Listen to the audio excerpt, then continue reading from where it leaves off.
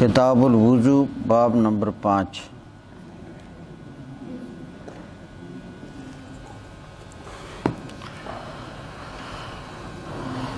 مل گیا؟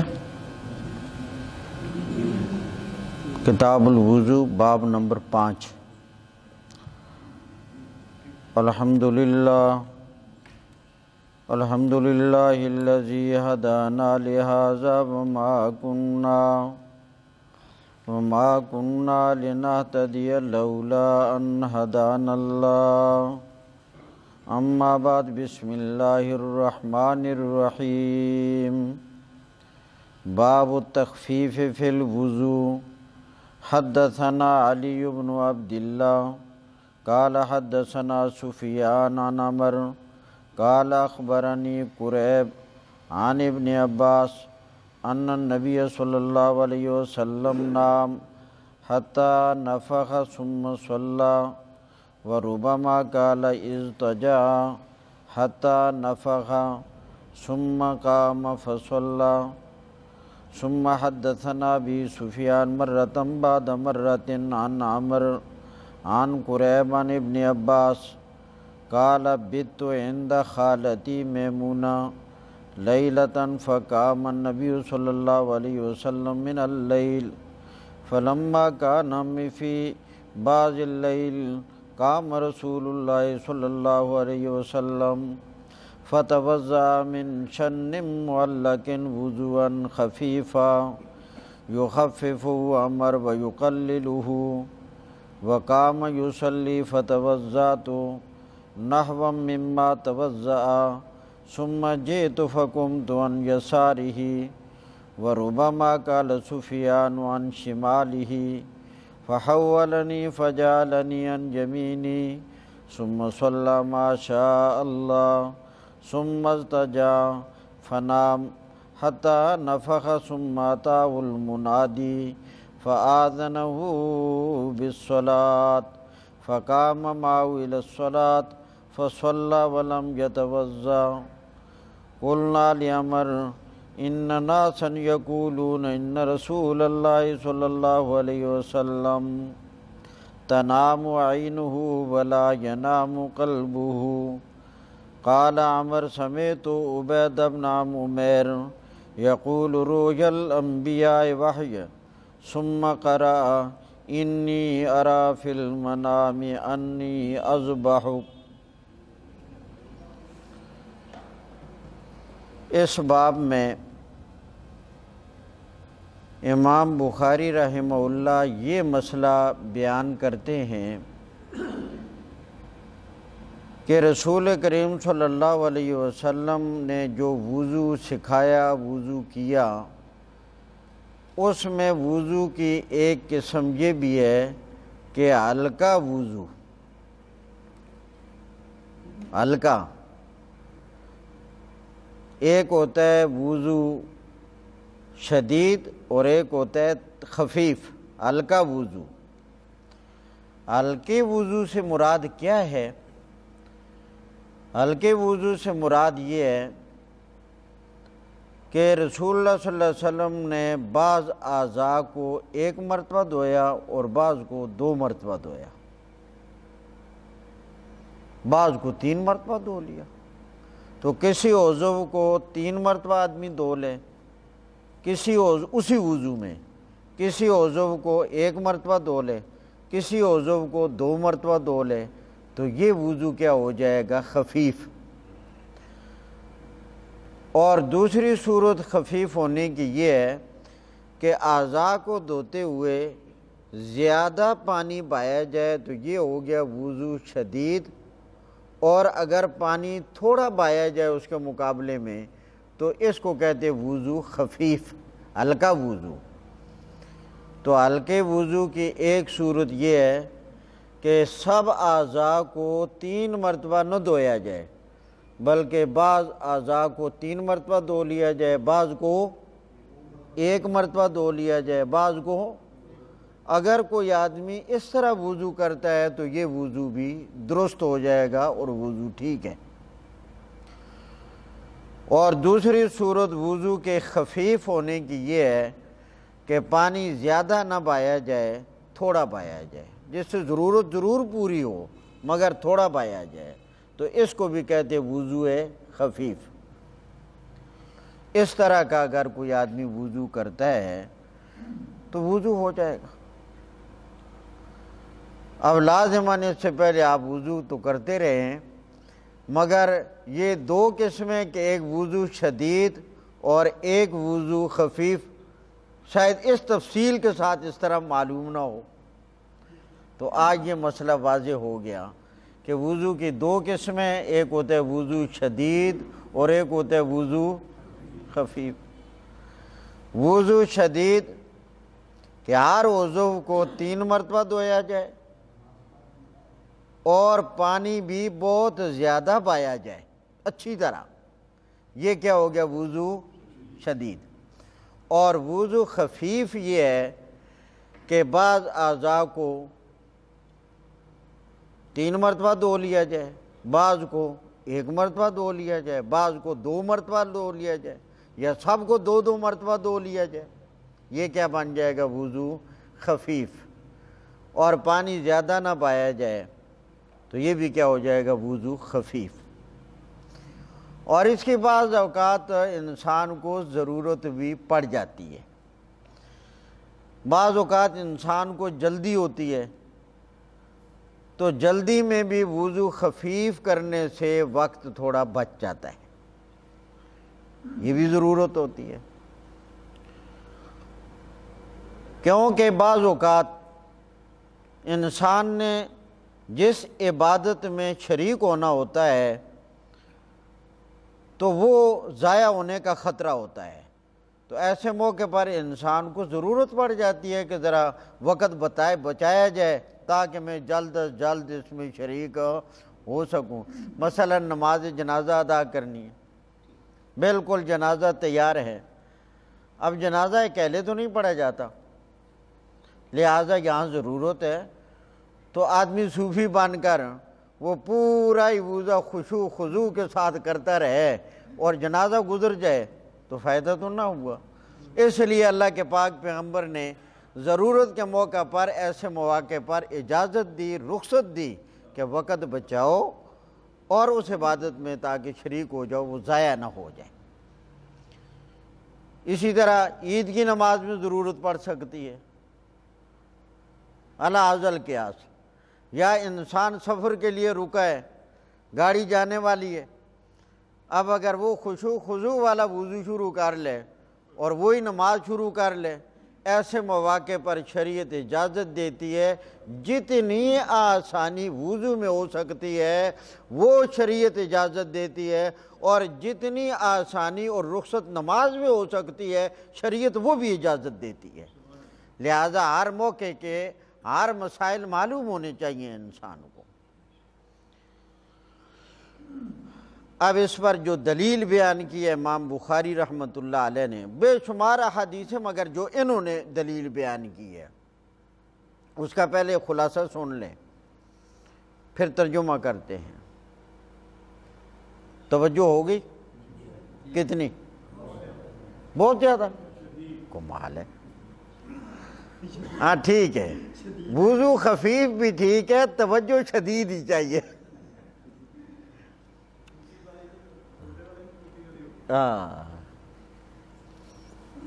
اس بار دلیل امام بخاری رحمۃ اللہ علیہ نے یہ بیان کیے، بڑی توجہ ذہن میں بٹھائے تاکہ بیان کرنا پڑے تو بیان کر سکیں۔ حضرت عبداللہ بن عباس رضی اللہ تعالی عنہ بڑے جلیل القدر صحابہ میں سے ہیں، رسول اللہ کے چچا زاد بھائی ہیں، اللہ نے تفسیر کا علم وافر مقدار میں نصیب فرمایا ہے۔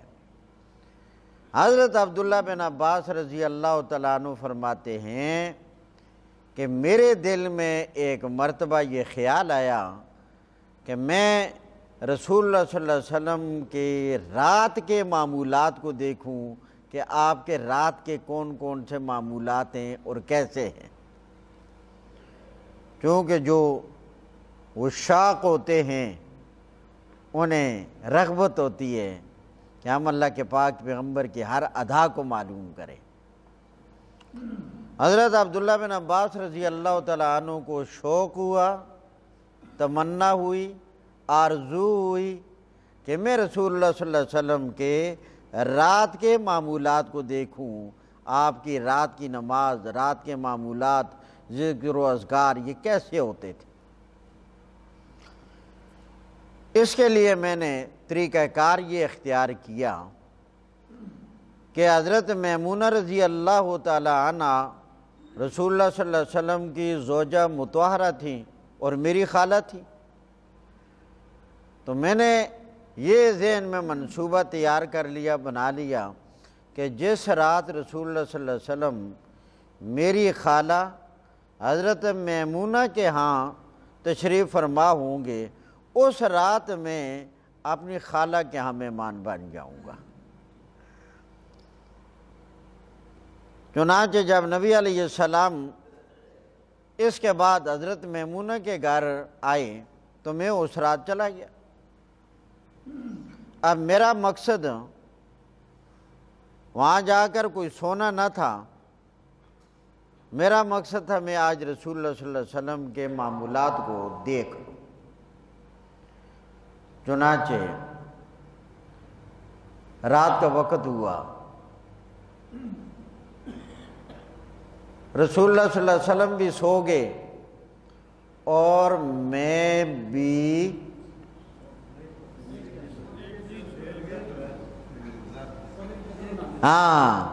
میں نے بھی سونے کی شکل بنا لی، گویا میں بھی سو گیا، گویا میں بھی سو گیا۔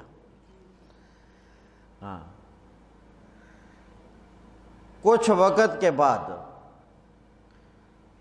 رسول اللہ صلی اللہ علیہ وسلم اٹھ گئے تو میں دیکھتا رہا۔ اللہ کے پاک پیغمبر اٹھے اور ایک مشکیزہ پانی کا بھرا ہوا لٹک رہا تھا دیوار کے ساتھ، پانی بھرا ہوا تھا، دیوار کے ساتھ وہ لٹکایا ہوا تھا۔ نبی کریم صلی اللہ علیہ وسلم اٹھے اور اس مشکیزے کے پاس گئے جو لٹک رہا تھا، وہاں سے رسول اللہ صلی اللہ علیہ وسلم نے پانی لیا اور پھر اس پانی کو لا کر آپ نے وضو کیا اور ہلکا وضو کیا، خفیف وضو۔ کیسا کیا؟ خفیف، بہت زیادہ پانی بھی نہ پایا اور سارے اعضاء کو 3 مرتبہ بھی نہ دھویا، بس اس طرح کا وضو کیا۔ اب میں بھی اٹھ گیا، پہلے لیٹا ہوا دیکھتا رہا، اب میں بھی اٹھ گیا، میں گیا، میں نے بھی وضو کیا اور نقل اتاری، جس طرح رسول اللہ صلی اللہ علیہ وسلم نے وضو کیا تھا اسی طرح کا وضو میں نے بھی کیا۔ پھر نبی کریم صلی اللہ علیہ وسلم کھڑے ہو گئے نماز پڑھنے کے لیے، تو وضو کر کے میں بھی آپ کی بائیں جانب آ کر کھڑا ہو گیا۔ کہاں؟ پوری توجہ رکھنا، میں بھی آ کر آپ کی بائیں جانب کھڑا ہو گیا اور نبی کریم علیہ السلام نماز شروع کر چکے تھے۔ تو حضرت صلی اللہ علیہ وسلم نے خیال کیا کہ یہ بچہ میرے ساتھ نماز پڑھنا چاہتا ہے مگر کھڑا ہو گیا غلط۔ نبی کریم علیہ السلام نے اپنا ہاتھ پیچھے سے کر کے، پیچھے سے اس بائیں ہاتھ سے حضرت عبداللہ بن عباس رضی اللہ تعالی عنہ کا سر یعنی بال پکڑے اور اپنے پیچھے سے لا کر ادھر اپنی دائیں جانب کھڑا کر لیا۔ اب اس سے یہ بھی معلوم ہوا کہ اگر ایک مقتدی ہو، ایک مقتدی ہو تو آیا وہ کہاں کھڑا ہو؟ تو مسئلہ یہ ہے کہ وہ امام کی دائیں جانب کھڑا ہو۔ حضرت عبداللہ بن عباس ایک مقتدی تھے اور حضرت صلی اللہ علیہ وسلم کی بائیں جانب کھڑے ہو گئے تھے اور آپ نے پھیر کر ان کو دائیں جانب کھڑا کر لیا۔ اگر ایسی صورتحال پیش آ جائے کہ ایک مقتدی ہو تو وہ امام کی دائیں جانب کھڑا ہو۔ اب دائیں جانب کھڑا ہو تو دائیں جانب کھڑا ہونے کے طریقے پھر دو ہیں، طریقے پھر دو ہیں۔ ایک طریقہ یہ ہے کہ بالکل امام کے متوازی، برابر سرابر دونوں ساتھ کھڑا ہو، ایڑی کے ساتھ ایڑی ملے، پنجے کے ساتھ پنجہ ملے، ایک صورت یہ ہے۔ دوسری صورت یہ ہے کہ مقتدی کا پنجہ امام کی ایڑی کے برابر ہو۔ جائز یہ دونوں طریقے ہیں، مگر ان میں سے زیادہ افضل، زیادہ بہتر طریقہ یہ ہے کہ امام کی ایڑی کے برابر مقتدی کے پاؤں کا پنجہ ہو۔ افضل ہونے کی، بہتر ہونے کی دلیل اور وجہ یہ ہے کہ نماز میں رکوع سجدہ اٹھتے بیٹھتے ذرا مقتدی آگے پیچھے بھی ہو جاتا ہے۔ اگر بالکل متوازی کھڑا ہوا اور ذرہ برابر بھی امام سے آگے ہو گیا تو نماز فاسد ہو گئی، اور اگر اس کا پنجہ امام کی ایڑی کے برابر ہو تو تھوڑا بہت خسر پسر ہو بھی جائے تو اتنا آگے نہیں ہوگا کہ امام سے آگے ہو سکے، نماز بچ جائے گی۔ اور ایک مسئلہ یہ بھی معلوم ہوا کہ نبی کریم صلی اللہ علیہ وسلم نے انہیں پکڑ کر اپنے پیچھے سے، آگے سے نہیں، پیچھے سے، کیونکہ اگر آگے سے کرتے تو ان کی نماز فاسد ہو جاتی۔ معلوم ہوا امام کے آگے اگر مقتدی ہو جائے تو اس کی نماز کیا ہو جاتی ہے؟ فاسد ہو جاتی ہے۔ پیچھے سے اپنی دائیں جانب لا کر کھڑا کیا۔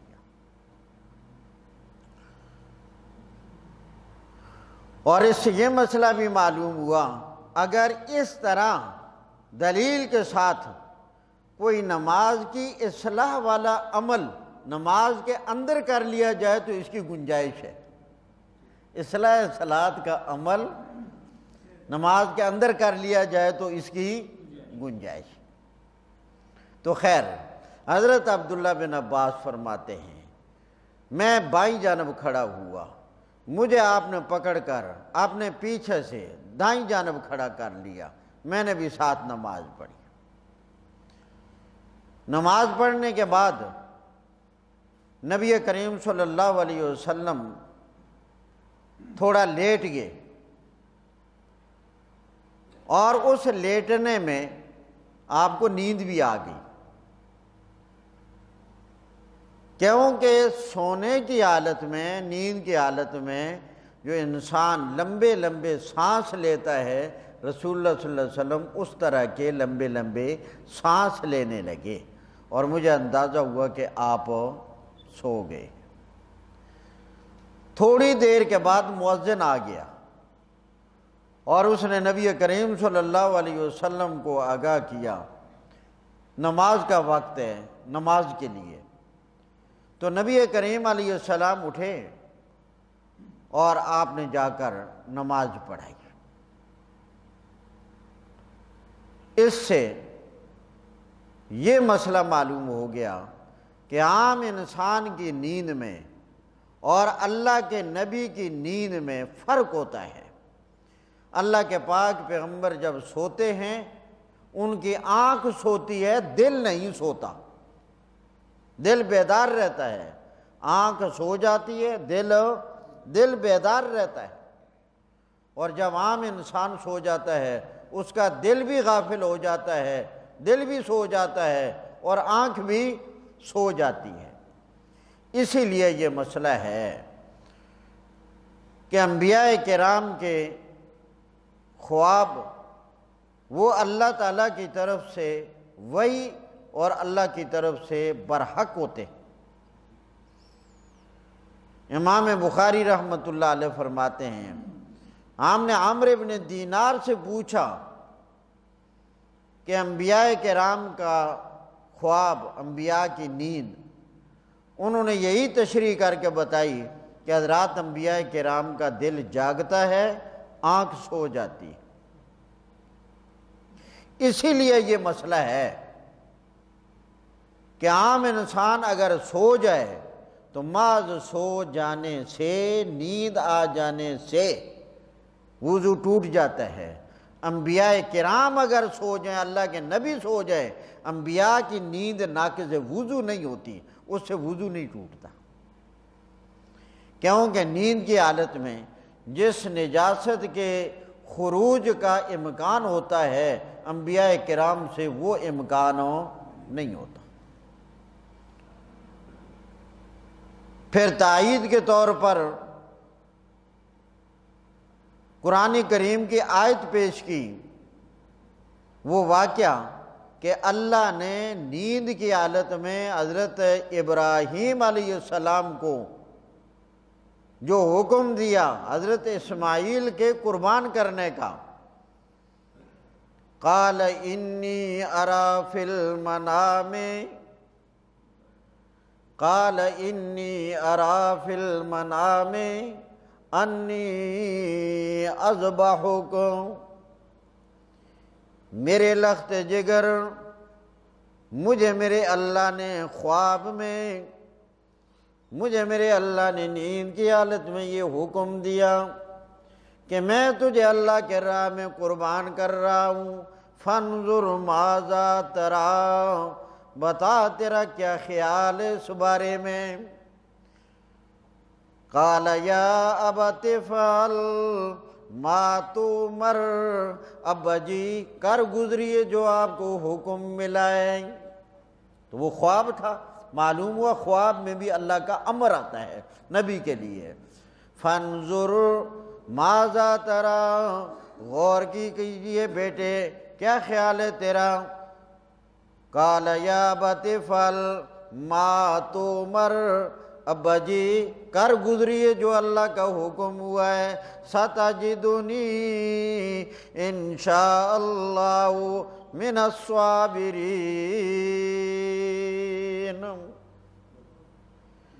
تو یہاں یہ پورا واقعہ ذرا الفاظ مختلف ہے، آپ ترجمے میں غور کریں گے تو حضرت عبداللہ بن عباس نے جو کہا کہ اٹھے، کہاں سے پانی لیا؟ مشکیزہ کہاں تھا؟ اس سے پانی لے کر کیا کیا؟ کیسا؟ ہلکا وضو۔ اس لفظ سے ہماری دلیل ہے کہ ہلکا وضو کرنا بھی جائز ہے۔ اب ترجمے پر غور رہے۔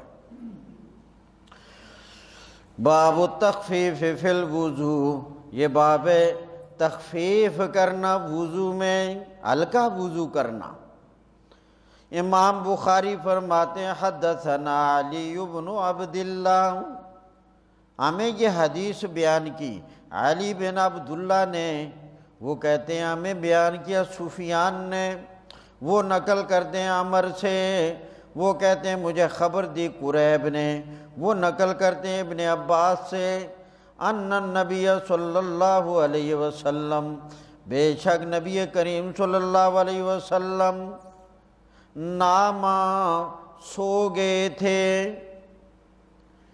حتیٰ نفخا، یہاں تک کہ آپ نے لمبے لمبے سانس لیے۔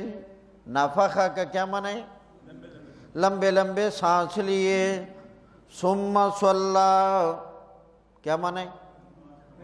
پھر نماز پڑھی۔ وربما قالا، بعض اوقات سفیان نے اس طرح بیان کیا، اضطجع، نبی کریم علیہ السلام لیٹ گئے۔ اضطجع کا کیا معنی ہوتا ہے؟ لیٹ جانا، پہلو کے بعد لیٹ جانا۔ اضطجع، لیٹ گئے۔ حتیٰ نفخا، کیا معنی ہے؟ یہاں تک کہ ثم قام، پھر کھڑے ہوئے۔ اب وہی الفاظ بار بار، اب آپ نے بس اس نیت سے کہ ہم نے پڑھنا بھی ہے، سننا بھی ہے، سمجھنا بھی ہے، عمل بھی کرنا ہے اور دوسروں کو پڑھانا بھی ہے۔ آئی بات سمجھ کے نا؟ اس نیت سے، اور پھر انشاءاللہ آپ خوش ہوں گے۔ ابھی 1-2 دن پہلے کی بات ہے، میرے پاس صبح نماز کے فوراً بعد ایک مولوی صاحب آ گئے، مولوی صاحب ہے، اور بڑے تکلف کے ساتھ ایک لفافہ ہے اور اس میں انار بھرے ہوئے ہیں۔ انار جانتے ہو کہ نا؟ منہ پہ پانی تو نہیں آیا؟ میں تو جو کھا رہا تو انار لفافہ بھر کر،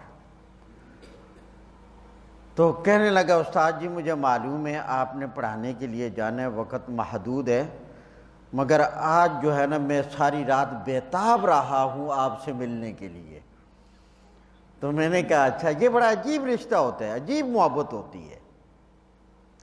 کہنے لگے آج رات ایسا ہوا کہ ہماری مسجد میں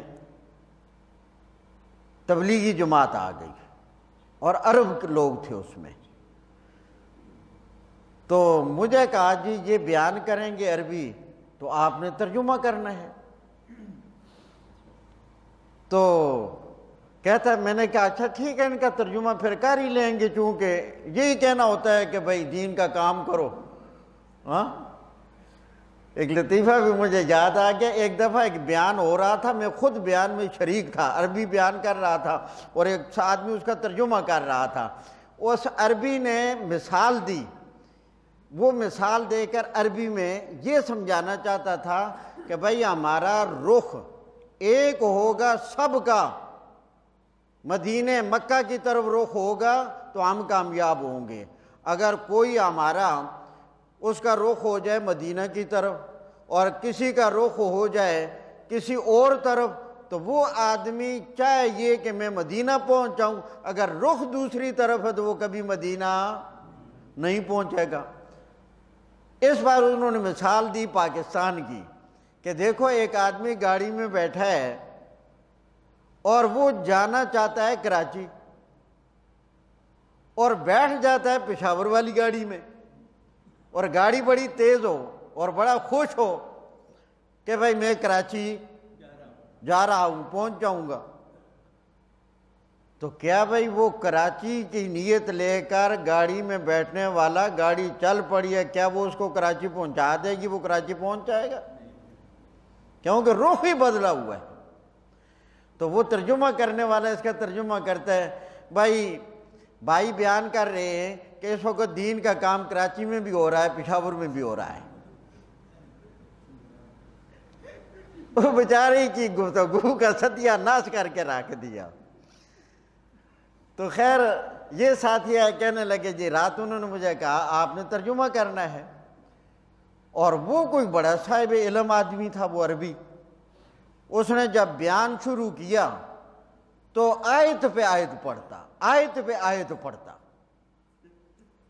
تو اب آیتوں کا ترجمہ، وہ کہتا ہے کہ میں ترجمہ کر رہا تھا، بس وہ اگلی بات کرے، پھر آیت پڑھے، پھر میں اس کا ترجمہ، کہتا ہے دوران بیان ہی آپ مجھے یاد آ گئے، کیونکہ اس نے قرآن مجھ سے پڑھا تھا، مجھے دوران بیان ہی، ترجمے کے دوران ہی یاد آئے کہ اگر آج مجھے استاد جی نے نہ پڑھایا ہوتا تو میں ان آیتوں کا کیا ترجمہ کرتا۔ کہتے ہیں میں پھر گھر آیا، رات ہی میں نے جا کر انار خریدے کہ صبح استاد جی کو ملنے جاؤں گا اور اس خوشی کے اظہار کے لیے، تو چنانچہ صبح آیا اس خوشی کے اظہار کے لیے۔ تو ہم ہوں گے یا نہیں ہوں گے، انشاءاللہ یہ کام آپ نے کرنا ہے، اور آپ اس وقت ہمیں یاد کریں گے جب ذمہ داری آپ کے کندھوں پر پڑ جائے گی۔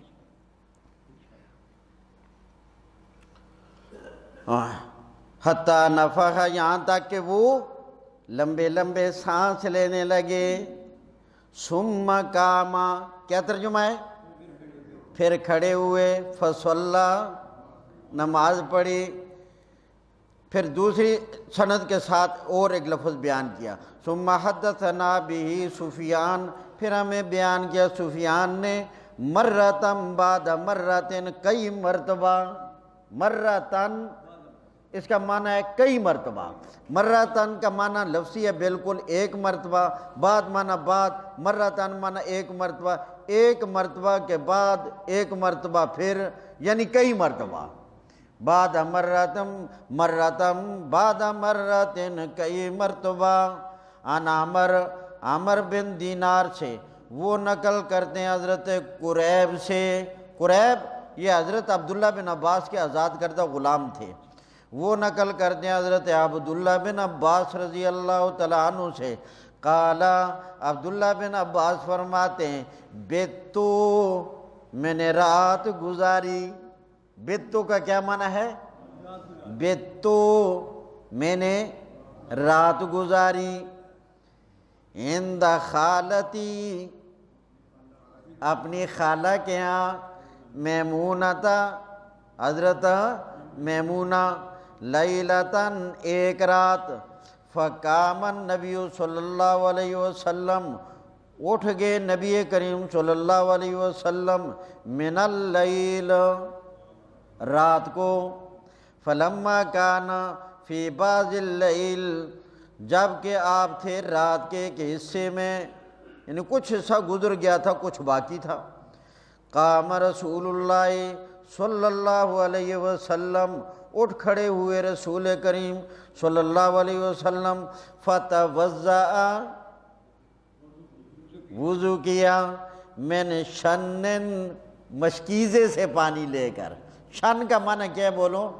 مشکیزہ، میں نے شنن مشکیزے سے، معلقن ہاں جو لٹکا ہوا تھا، وضوءً خفیفاً ہلکا وضو، تو ہلکا وضو سمجھ آ گئی نا، ہلکا وضو کیا، یخففہ عمر راوی اس حدیث کو بیان کرتے ہوئے وضوءً خفیفاً کا معنی کرتا ہے یخففہ و یقللہ، کہ خفیف وضو کیا، قلیل وضو کیا، پانی تھوڑا استعمال کیا، وقام اور نبی کریم علیہ السلام کھڑے ہوئے، یصلی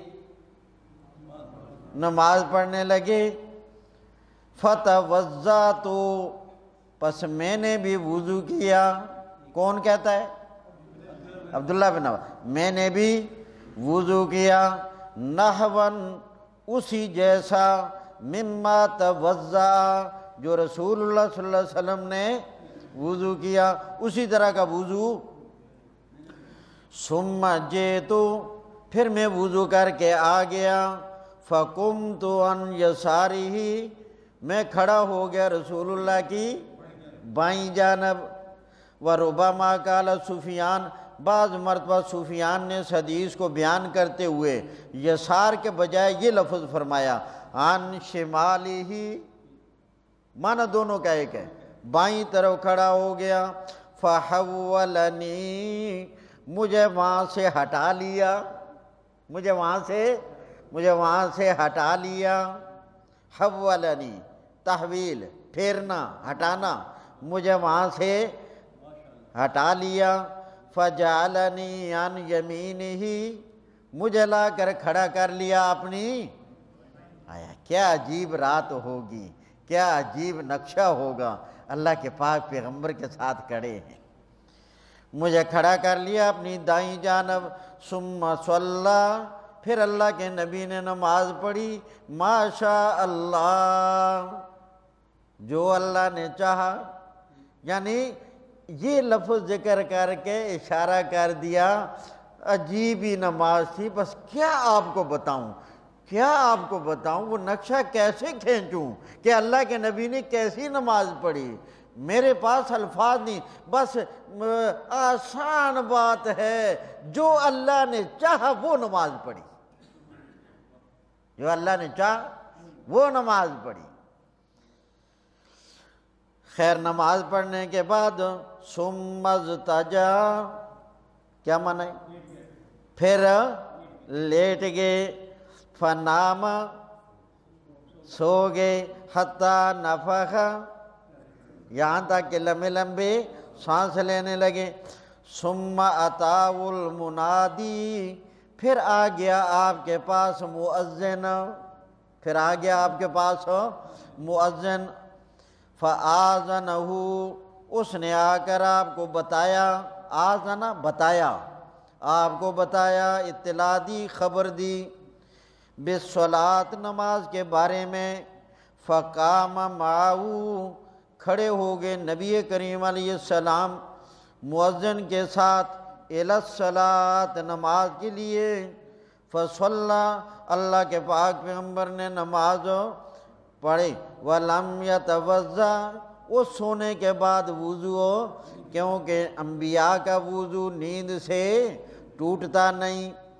قلنا لعمر، ہم نے عمرو ابن دینار سے پوچھا، ان ناسا، بے شک کچھ لوگ، یقولون، کہتے ہیں، ان رسول اللہ صلی اللہ علیہ وسلم تنام عینہ، کہ نبی کریم صلی اللہ علیہ وسلم کی آنکھ سو جاتی ہے، ولا ینام قلبہ، اور آپ کا دل نہیں سوتا۔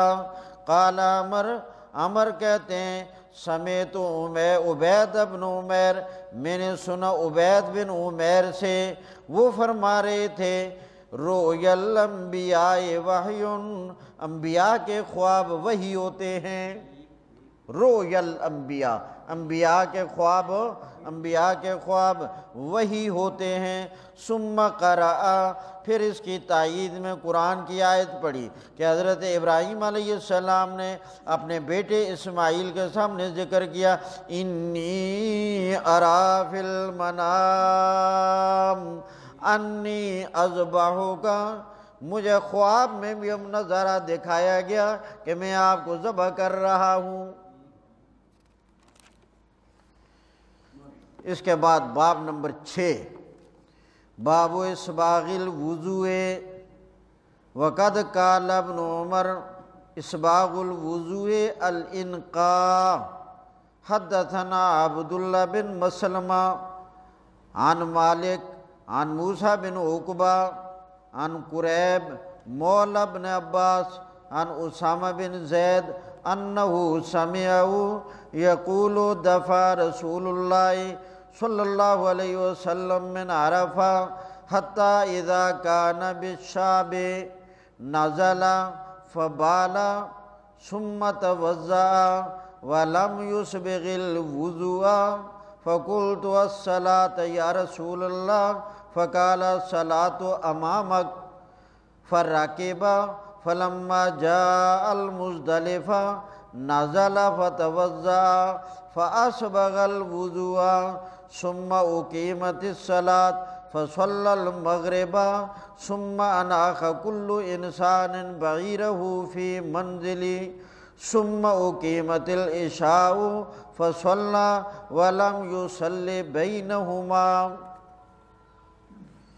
اس باب میں امام بخاری رحمۃ اللہ علیہ نے جو مسئلہ بیان کیا ہے وہ یہ ہے کہ وضو کو مکمل کرنا، مکمل وضو، اسباغ الوضو، صحیح مکمل وضو، ہر عضو کو 3 مرتبہ دھونا اور خوب پانی بہا کر دھونا، یعنی جو پہلا بیان ہوا ہے اس کی زد،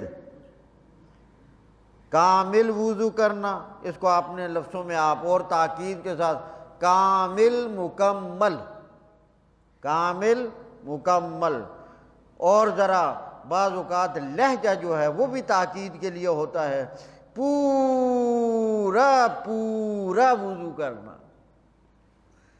تو اسباغ الوضو پورا پورا وضو کرنا۔ اس پر دلیل بیان کی، پہلے حدیث کا خلاصہ مطلب سمجھ لیں پھر ترجمہ کرتے ہیں۔ رسول کریم صلی اللہ علیہ وسلم حج کے لیے تشریف لائے، مکہ سے ہوتے ہوئے، میدان منا سے ہوتے ہوئے آپ میدان عرفات میں پہنچے۔ کہاں پہنچے؟ دعا کرو اللہ ہم سب کو لے جائے۔ میدان عرفات میں پہنچے، اور میدان عرفات کا وقوف، وہاں ٹھہرنا، یہ حج کا رکن اعظم ہے، سب سے بڑا رکن ہے۔ یہ اگر کسی کا رہ جائے تو حج ہوتا ہی نہیں۔ تو میدان عرفات کا وقوف حج کا رکن اعظم ہے۔ اور یہاں نبی کریم صلی اللہ علیہ وسلم نے قیام کیا، 2 نمازیں آپ نے یہاں جمع کر کے پڑھائیں، ظہر اور عصر کی نماز۔ عصر کی نماز کو ظہر کے وقت میں مقدم کر کے آپ نے نمازیں 2 اکٹھی پڑھائیں۔ جب سورج غروب ہو گیا تو آپ نے قافلے کو روانہ ہونے کا حکم دیا، چنانچہ یہ قافلہ چل پڑا میدان مزدلفہ کی طرف۔ میدان مزدلفہ کی طرف جاتے ہوئے، میدان مزدلفہ کی طرف جاتے ہوئے جا رہے تھے، اور راستہ کے اندر ایک گھاٹی آئی۔ اس گھاٹی پر نبی کریم صلی اللہ علیہ وسلم رکے، اور آپ نے وہاں پیشاب کیا، اور پیشاب کرنے کے بعد پانی پاس موجود تھا، اس کے ساتھ وضو کیا، مگر وضو پورا نہیں کیا، بعض اعضاء کو دھویا، بعض کو دھویا ہی نہیں۔ وضو کیا مگر مکمل وضو نہیں کیا۔ نبی کریم صلی اللہ علیہ وسلم جب وضو کر کے فارغ ہوئے اور سواری پر سوار ہونا چاہا، تو حضرت اسامہ بن زید رضی اللہ تعالیٰ عنہ نے فرمایا، اے اللہ کے رسول، آپ نے وضو مکمل نہیں کیا، تو ابھی ہم نے نماز پڑھنی ہے، ابھی ہم نے مغرب کی نماز کا وقت ہے، ابھی ہم نے نماز پڑھنی ہے۔ تو نبی کریم علیہ السلام نے فرمایا، نماز یہاں نہیں پڑھنی، یہ نماز تو ہم نے آگے جا کر مزدلفہ میں پڑھنی ہے، چونکہ اس رات کو مغرب کی نماز میدان عرفات میں بھی نہیں پڑھنی، راستے میں بھی نہیں پڑھنی، یہ میدان مزدلفہ میں جب پہنچیں گے تو وہاں دونوں نمازوں کو جمع کر کے پڑھا جائے گا۔ عشاء کے وقت میں مغرب اور عشاء کی نماز کو پڑھا جائے گا، پہلے عشاء مغرب کی نماز پڑھی جائے گی، اور اس کے بعد پھر عشاء کی نماز پڑھی جائے گی۔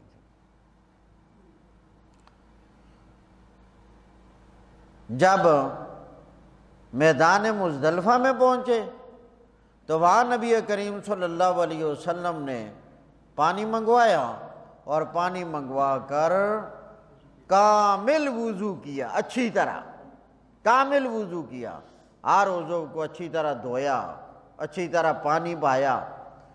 تو اچھی طرح دھونے کے بعد، وضو کرنے کے بعد کامل وضو کیا، پھر نبی علیہ السلام نے نماز پڑھائی۔ تو پہلے مغرب کی نماز پڑھائی، اور حدیث کا سیاق و سباق آگے پیچھے عبارت پر غور کرنے سے اندازہ کچھ یوں ہوتا ہے کہ اس نماز میں کچھ سواریوں نے، جانوروں نے، اونٹوں نے تنگ بڑا کیا، کوئی ادھر گزر رہا ہے، کوئی ادھر گزر رہا ہے، جیسے جانوروں کی وجہ سے ذرا تنگ ہو جانا، کچھ انہوں نے اپنی ایسی کارروائی دکھائی اس نماز کے دوران۔ جو ہی نماز سے فارغ ہوئے تو پھر پہلے ہر ایک نے اپنی اپنی سواری کو اپنی اپنی جگہ پر بٹھایا، تاکہ یہ جو چلت پھرت ہے سواریوں کی اور تنگ کرنا ہے یہ ختم ہو جائے۔ تو ہر ایک نے اپنی اپنی سواری کو اپنے اپنی جگہ ٹھکانے میں بٹھا دیا، اور بٹھانے کے بعد پھر آئے اور نبی کریم صلی اللہ علیہ وسلم نے عشاء کی نماز پڑھائی، اور دونوں نمازوں کے درمیان آپ نے کوئی اور نماز، کوئی نفل، کوئی سنت، کچھ بھی نہیں پڑھا۔ تو معلوم ہوا وہاں ایسے ہی نماز پڑھنا اللہ کے نبی کا طریقہ اور حکم ہے۔ اب ترجمے پر غور۔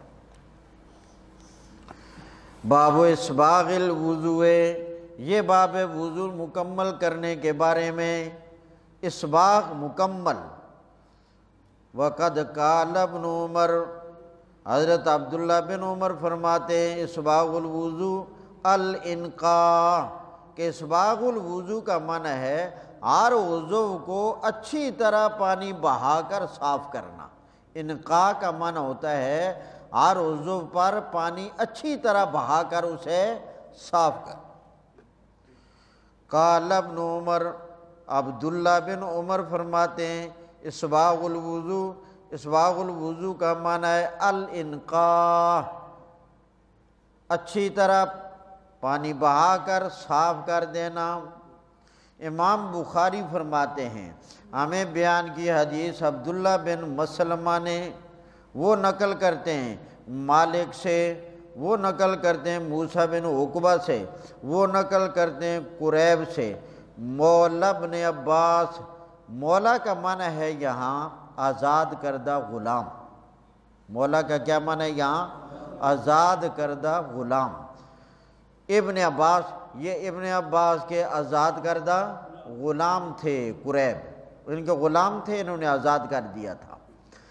قریب نقل کرتے ہیں اسامہ بن زید سے انہو سمعہو، بے شک قریب نے سنا حضرت اسامہ بن زید سے، یقول، اسامہ بن زید فرماتے ہیں دفع رسول اللہ صلی اللہ علیہ وسلم، واپس لوٹے نبی کریم صلی اللہ علیہ وسلم۔ کیا معنی ہے؟ دفع واپس لوٹے، واپس لوٹے نبی کریم صلی اللہ علیہ وسلم من عرفات، عرفہ سے، عرفات بھی کہتے ہیں عرفہ بھی کہتے ہیں، آئی سمجھ؟ اس جگہ کا نام میدان عرفات، میدان عرفہ، دونوں ٹھیک ہیں۔ دفع رسول اللہ صلی اللہ علیہ وسلم من عرفہ، نبی کریم صلی اللہ علیہ وسلم واپس لوٹے میدان عرفہ سے، واپس آتے ہوئے حتی اذا کان بالشیب، یہاں تک کہ ایک گھاٹی پر پہنچے، ایک پہاڑوں کی گھاٹی پر پہنچے۔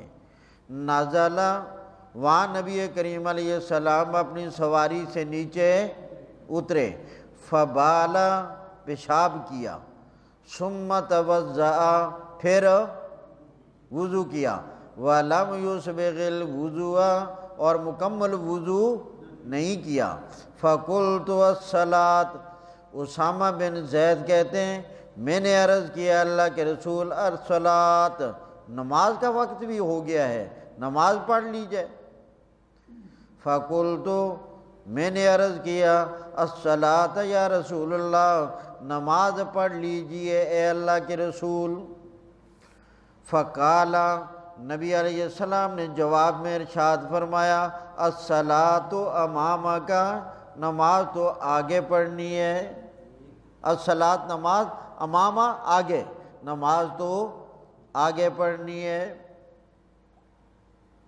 فراکبہ، نبی کریم علیہ السلام اپنی سواری پر، فلما جاء المزدلفہ، جب آ گیا مزدلفہ، نزل، سواری سے، فتوضأ، پس وضو کیا، فاسبغ الوضوء، مکمل وضو کیا، اچھی طرح وضو۔ ثم اقیمت الصلاۃ، پھر اقامت کی گئی نماز کے لیے، فصلی المغرب، پس آپ نے نماز پڑھائی مغرب کی، ثم اناخ، پھر بٹھایا، نماز سے فارغ ہو کر اناخ بٹھانا، اناخ بٹھایا، کل انسان، ہر انسان نے، بعیرہ، اپنے اونٹ کو، اپنی سواری کو، فی منزلہ، اپنی اس جگہ میں۔ مغرب کی نماز پڑھ کر پہلے پھر اپنی سواریوں کو اپنی اپنی جگہ بٹھایا۔ ثم اقیمت العشاء، پھر اقامت کی گئی عشاء کی نماز کے لیے، فصلی تو آپ نے نماز پڑھائی، وَلَمْ يُصَلِّ بَيْنَهُمَا ان کے درمیان آپ نے کوئی نماز نہیں پڑھی، مغرب اور عشاء کے درمیان کوئی اور نماز نہ کوئی نفل پڑھے نہ کوئی سنت پڑھے، معلوم ہوا ان کے درمیان اس موقع پر کوئی اور نماز نہیں پڑھنی۔ باب نمبر 7، باب غسل الوجہ بالیدین من غرفۃ واحدہ۔ اس باب میں امام بخاری رحمۃ اللہ علیہ یہ مسئلہ بیان کرتے ہیں کہ ایک ہاتھ سے چلو میں پانی لے کر پھر دوسرا ہاتھ ساتھ ملا کر تو ایک چلو دونوں ہاتھوں میں لے کر اس سے چہرے کو دھونا۔ آئی بات سمجھ؟ دیکھو نا، اب عموماً آدمی تو دونوں ہاتھ آگے کر کے پھر دھوتا ہے، لیکن اگر کبھی کوئی ایسا کر لے کہ ایک ہاتھ میں چلو میں پانی لیا اور پھر دوسرا ہاتھ ساتھ ملا کر پھر ڈالتا ہے تو دیکھنے والا کہ بھئی آپ نے غلط کیا، تو فرماتے ہیں یہ غلط نہیں، یہ طریقہ بھی درست ہے۔ جس طرح دونوں ہاتھ اس میں پانی لے کر دونوں ہاتھوں میں لیا، دونوں ہاتھوں سے منہ دھویا، تو ایک ہاتھ ایک چلو میں لیا، دوسرا ہاتھ ساتھ ملا لیا اور چہرہ دھو لیا، اس طرح کرنا بھی جائز ہے۔ اور اس کے بعد ہر چلو سے ایک ایک چلو لے کر دایاں ہاتھ دھویا، پھر ایک چلو لے کر بایاں ہاتھ دھویا، پھر ایک چلو لے کر گویا کہ یمس کلی اور ناک میں پانی ڈالا۔ تو اصل میں ناک اور کلی 3 مرتبہ کلی کرنا سنت ہے اور 3 مرتبہ ناک میں پانی ڈالنا۔ اب ایک مرتبہ پانی لیا کلی کی، دوبارہ لیا کلی کی، پھر تیسری مرتبہ لیا کلی کی، چوتھی مرتبہ لیا ناک میں ڈالا، 5ویں مرتبہ، 6ٹھی مرتبہ۔ اصل طریقہ یہ ہے، مگر کبھی اگر کوئی اس طرح کر لے، ایک چلو لیا کچھ منہ میں کچھ ناک میں، 3 مرتبہ لے کر یہ دونوں کام کر لیے، یہ بھی جائز ہے۔ اس حدیث میں اس جواز کو اور اس مسئلہ کو بیان کیا گیا ہے۔ ترجمے پر غور، باب غسل الوجہ، یہ باب ہے چہرے کو دھونا۔ غسل کا معنی ہے، دیکھو جیسے وضو کا فرق میں نے بتایا تھا، واو کی زبر کے ساتھ ہو تو کیا معنی ہوتا ہے؟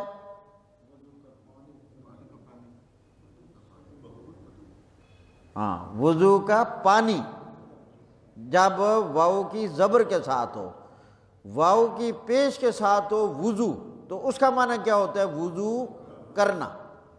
اسی طرح غسل کا لفظ اگر غین کی پیش کے ساتھ ہو غسل، اس کا معنی ہوتا ہے نہانا، اور اگر غین کی زبر کے ساتھ آ جائے غسل تو اس کا معنی ہوتا ہے دھونا۔ آئی بات سمجھ؟ غین کی پیش کے ساتھ ہو تو معنی ہے نہانا، اور غین کی زبر کے ساتھ ہو تو اس کا معنی ہے دھونا۔ تو یہاں زبر کے ساتھ ہے دھونے والا معنی۔ باب غسل الوجہ، یہ باب ہے چہرے کو بالیدین من غرفۃ واحدہ، ایک چلو پانی لے کر، ایک چلو لے کر پھر دونوں ہاتھوں سے دھونا۔ امام بخاری فرماتے ہیں، ہمیں حدیث بیان کی محمد بن عبد الرحیم نے، وہ کہتے ہیں ہمیں بتایا، خبر دی ابو سلمہ خزائی نے، منصور بن سلمہ نے، وہ کہتے ہیں ہمیں خبر دی ابن بلال نے یعنی سلیمان نے، وہ نقل کرتے ہیں زید بن اسلم سے، وہ نقل کرتے ہیں حضرت عطا بن یسار سے، وہ نقل کرتے ہیں حضرت عبداللہ بن عباس سے، انہو توضأ، بے شک عبداللہ بن عباس نے وضو کیا۔ وضو کس نے کیا؟ عبداللہ بن عباس نے۔ فغسل وجہہ، دھویا اپنا چہرہ، اخذ غرفتن لیا ایک چلو، من ماء پانی، فمزمز بہا اس کے ساتھ کلی کی، مزمز کلی کی، واستنشقا اور ناک میں بھی پانی ڈالا ایک ہی چلو سے، ثم اخذ غرفتن پھر لیا ایک دوسرا چلو، من ماء پانی کا، فجعل بہا ہکذا اس کے ساتھ بھی اسی طرح کیا،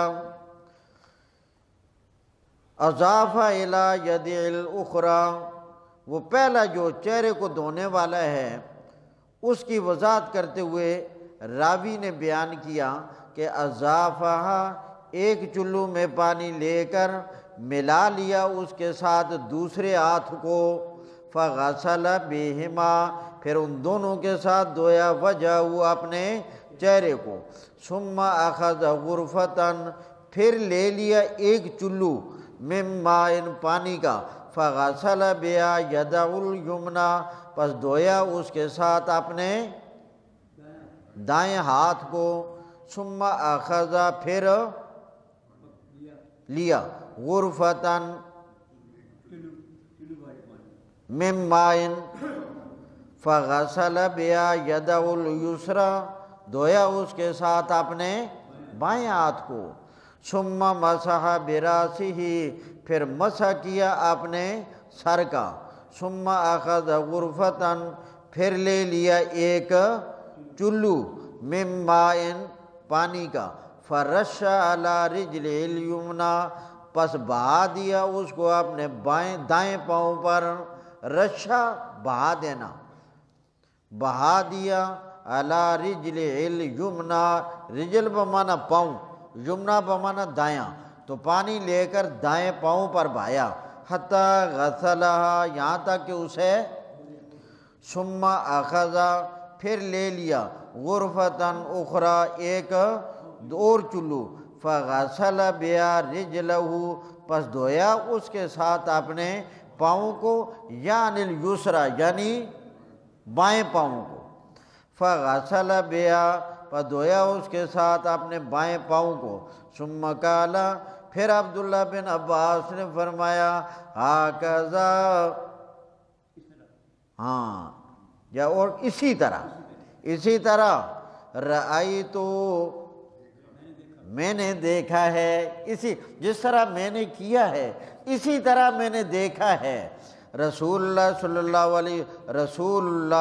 اللہ کے نبی صلی اللہ علیہ وسلم کو یتوضأ وضو کرتے ہوئے، اللہ کے پاک پیغمبر کو میں نے دیکھا کہ آپ نے بھی وضو کیا، اور وضو اسی طرح کیا جیسے میں نے آپ کو کر کے دکھایا۔ اس میں پانی کی کمی کی تحریک تھی یا ویسے؟ نہ ویسے جواز کے لیے کہ اگر کوئی آدمی کسی ضرورت کے پیش نظر اس طرح بھی کر لیتا ہے تو جائز ہے، تاکہ امت کے لیے جواز پیدا ہو جائے، اگر ایسی ضرورت پڑ جائے تو تنگی نہ ہو، تاکہ بالکل ذہن میں رہے کہ میرے پیارے پیغمبر نے اس طرح بھی کیا ہے۔ تو یہ ایک ایک عمل کے بارے میں رسول اللہ صلی اللہ علیہ وسلم کے کئی طریقے، موقع محل کے مطابق۔ ہمارا دین بڑا ہی پیارا دین ہے، اس میں معاشرتی اعتبار سے جتنا میرے رب نے مٹھاس رکھا ہے اتنا مٹھاس اللہ نے کسی اور جگہ رکھا ہی نہیں، مگر آج ہم نالائقوں نے اس مٹھاس کو زہر بنا دیا۔ نبی کا کلمہ پڑھنے کے باوجود، امتی ہونے کے باوجود ہم ایک دوسرے کے پیچھے پڑے ہوئے ہیں، نفرتیں ہیں، عداوتیں ہیں، فرقے ہیں، مصیبتیں ہیں، ہر آدمی مفتی بنا ہوا ہے۔ یہ ہماری نالائقی ہے، ورنہ جتنا پیار کا شہد میرے رب نے اس دین میں رکھا ہے، اور دوسرا دین فطرت، جتنی آسانی میرے رب نے اس دین میں رکھی ہے اتنی آسانی تو کہیں ہے ہی نہیں۔ تو یہ آسانی کے لیے تاکہ جواز ثابت رہے، اور امت کے لیے یہ ایک آسانی کا موقع ہاتھ آ جائے۔ بجلی بند ہو جاتی ہے، پانی تھوڑا ہوتا ہے، اس وقت بھی جی جی کئی موقع ہوتے ہیں۔ تھک تو نہیں گئے؟ ہاں بس کر دیجیے کہ دو باب اور کر دیا؟ ہاں اچھا وہ شاہین صاحب کہتے ہیں اتنا ہی بڑا ہے، چلو جی اتنا ہی بڑا ہے۔ جی پوچھیں۔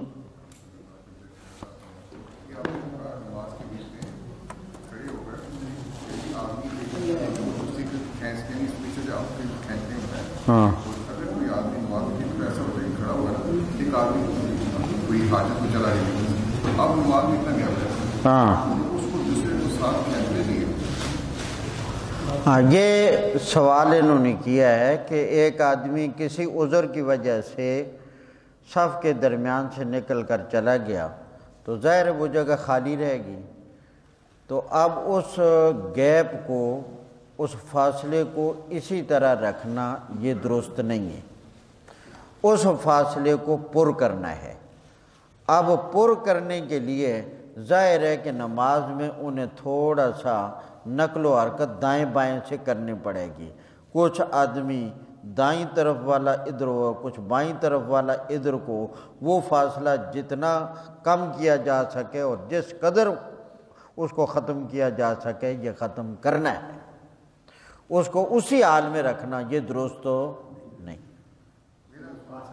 جی کہ مثلاً ایک آدمی میں کھڑا ہوں، مجھے نہیں پتا اس کا، میں یہاں پہ کھڑا ہوں، یہاں سے آگے چلا گیا، یہ آدمی مجھے کھینچ سکتا ہے؟ کھینچ سکتا ہے، کھینچ سکتا ہے۔ یہ فاصلہ کم کرنے کے لیے پاؤں کو ہوا میں اٹھانا جائز ہے یا صرف رگڑ کے؟ بہتر تو یہ ہے کہ رگڑ کر، یعنی گھسیٹ کر جو ہے نا اس کو پر کیا جائے، مگر 1.5 قدم سے کم اگر پاؤں اٹھ بھی جائے اس طرف کو ہو بھی جائے تو نماز ہو جائے گی، زیادہ نہ ہو تو وہ ظاہر تھوڑا ہی فاصلہ ہوتا ہے۔ تو اصل اور بہتر اصولی بات تو یہی ہے کہ پاؤں گھسیٹ کر اس فاصلے کو پر کیا جائے، لیکن اگر پاؤں اٹھا لیے تو اتنے اٹھانے سے کوئی فرق نہیں ہوتا، نماز ہو جاتی ہے۔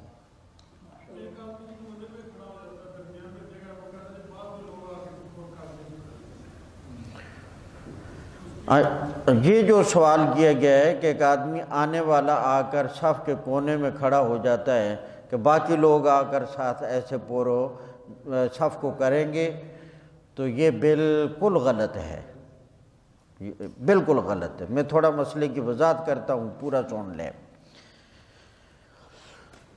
صف پر کرنے کا اصول، صف بنانے کا ضابطہ یہی ہے کہ صف درمیان سے بنائی جائے، درمیان میں بالکل توازن صف کا صحیح رہنا چاہیے، کچھ ادھر کچھ آنے والے ادھر کھڑے ہوتے جائیں۔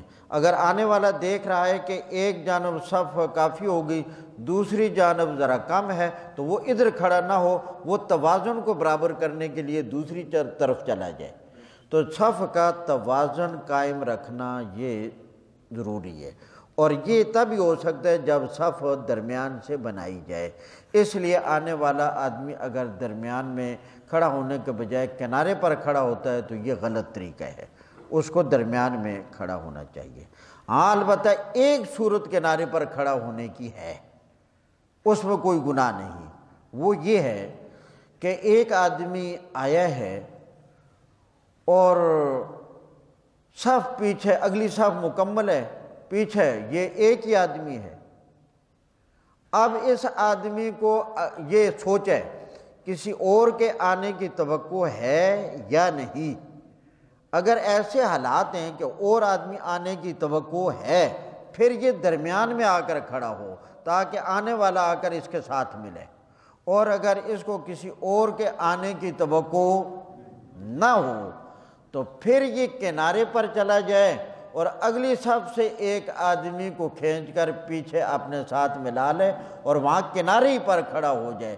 مگر اس کے لیے بھی یہ ضروری ہے کہ جس کو کھینچا ہے یہ اندازہ ہو کہ اس کو بھی یہ مسئلہ معلوم ہوگا کہ مجھے پیچھے کیوں کھینچ رہا ہے، ایسا نہ ہو کہ اس کو 2-4 تھپڑ کھانے پڑیں تو اس کی نماز بھی خراب ہو اور خود بھی خراب ہو۔ تو ایسا امکان ہو تو پھر نہ کرے، پھر اکیلا ہی آ کر درمیان میں کھڑا ہو جائے۔ آگی بات سمجھ؟ اکیلے کی نماز ہو جائے گی؟ جی ہو جائے گی۔ یہی سوال ہے۔ ہو جائے گی، مگر کوشش یہی ہونی چاہیے کہ اگلی صف سے یہ مسائل معلوم ہونے چاہیے۔ حدیث میں ایک آدمی آیا، رسول اللہ صلی اللہ علیہ وسلم نماز پڑھا رہے تھے اور وہ آ کر درمیان میں پیچھے اکیلا کھڑا ہو گیا۔ جب آن رسول اللہ علیہ وسلم نماز سے فارغ ہوئے، وہ آدمی بھی فارغ ہوا، تو حضور نے فرمایا زادک اللہ حرصاً، زادک اللہ حرصاً، میرا اللہ تیری اس نماز کی حرص کو اور زیادہ کرے، لا تعود، آئندہ ایسا نہیں کرنا۔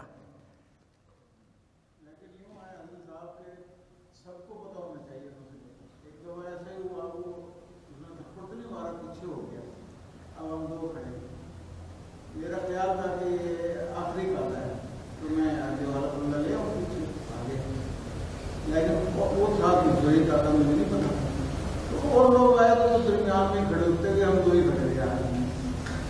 نہ یہ اس صورت میں جہاں وہ دو کھڑے ہیں وہاں سے صف ادھر مکمل کرنی ہے۔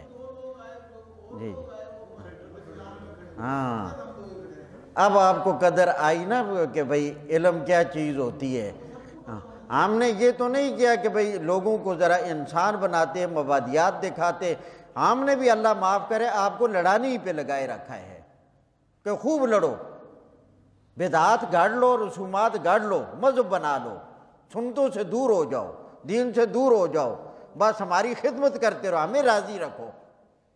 ساڑی جیبا شیبا نہیں سمجھ، برتن شرتن بھی پکاؤ اچھا تو ساڑھے واسطے لے آیا کرو، ایسا بھی تو ہی آج تک تو انہوں دسے۔ تو فی الواقع یہ کہ تو ان لوگوں کو، وہاں آنے والوں کو ان کے ساتھ درمیان میں ان کا کھڑا ہونا یہ غلط ہے۔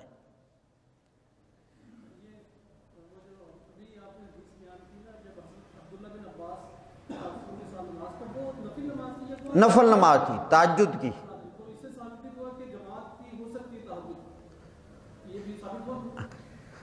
یہ بات آپ کی ٹھیک ہے، مگر ذرا مسئلے کو یاد رکھنا، آیا نفل کی جماعت ہو سکتی ہے یا نہیں ہو سکتی؟ تو اس کا متعلق اصول یہ ہے کہ اگر امام کے علاوہ 4 آدمی ہوں تو پھر نفل کی جماعت جائز نہیں ہے۔ اگر امام کے علاوہ 3 آدمی ہوں، 1 ہو 2 ہوں، پھر نفل کی جماعت ہو جائز ہے۔ آئی بات سمجھ؟ بالکل غلط ہے، 105% غلط ہے، اس کی جماعت بالکل جائز نہیں، نہ صحابہ نے کی، نہ تابعین نے کی، نہ تبع تابعین نے کی، نہ کسی کتاب میں کوئی مسئلہ۔ وہ انفرادی عبادت ہے تو اس کو سکھایا جائے، جو پڑھنا چاہتا ہے اس کو سکھایا جائے، وہ سیکھے اور سیکھ کر علیحدہ اکیلے اپنی وہ نماز پڑھے۔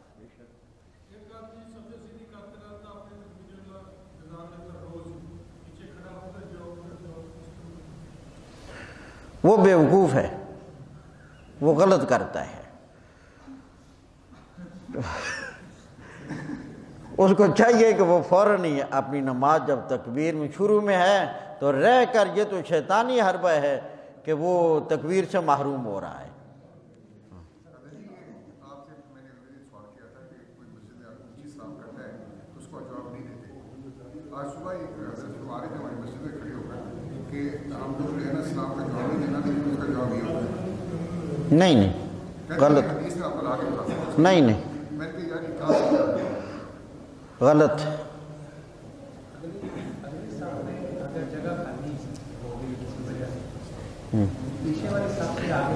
ایک بات کر دے، ٹھہر، آپ اپنی بات یاد رکھنا، ایک بات میرے ذہن میں آ گئی نا کہ کہتا ہے حدیث لا کر دکھا سکتا ہوں، آئی بات سمجھ؟ یہ بات یاد رکھنا، یہ ایک حدیث ہے، مگر حدیث کا علم حاصل کرنے کے لیے اتنا بڑا حوصلہ بھی چاہیے، پڑھنا بھی چاہیے کہ بھئی حدیث کا مطلب کیا ہوتا ہے۔ ایک زمانہ ایسا تھا کہ اس زمانے میں نماز کے اندر ضرورت کے مطابق بات بھی جائز تھی، بات بھی، اور جس زمانے میں نماز کے اندر ضرورت کے مطابق بات بھی جائز تھی، اس زمانے میں اگر کوئی آدمی آتا سلام کرتا تو وہ سلام بھی کر لیتا تھا، تو وہ بعض اوقات جواب کے ساتھ اور بعض اوقات ہاتھ کے اشارے سے، نہ نماز کی حالت میں یہ اشارہ ہے۔ مگر جب نماز کے اندر گفتگو سے منع کیا گیا تو پھر نماز کے اندر اشارے کے ساتھ سلام سے بھی کیا کر دیا گیا؟ منع کر دیا گیا۔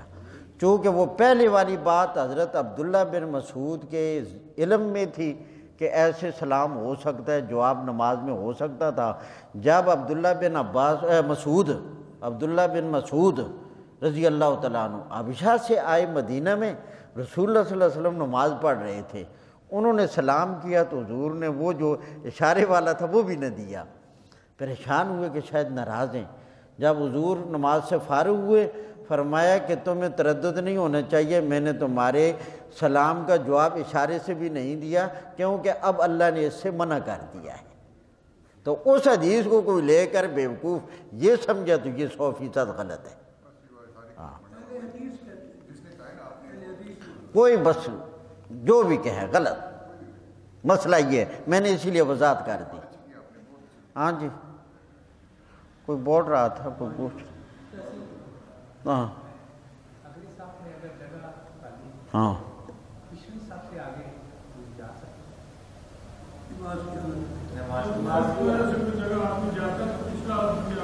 اگر وہ کنارے سے ہے تو پھر پیچھے والا آگے ہو سکتا ہے، اگر درمیان سے تو نہیں آ سکتا، کیونکہ وہ درمیان سے آئے گا تو پھر پیچھے والی جگہ خالی رہ جائے گی۔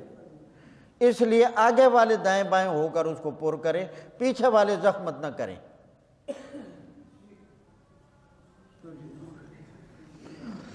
کل انشاءاللہ العزیز درس ہوگا۔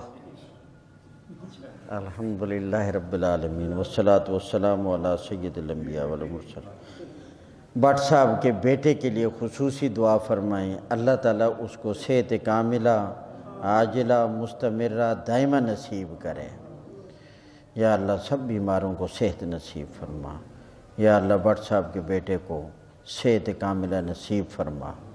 اللہم اشف مرضانا و مرضى المسلمین، اللہم اشف مرضانا و مرضى المسلمین۔ اللہم رب الناس اذهب البأس واشف انت الشافی لا شفاء الا شفاؤک شفاء لا یغادر سقما۔ وصلی اللہ تعالی علی خیر خلقہ محمد وعلی آلہ وصحبہ اجمعین برحمتک۔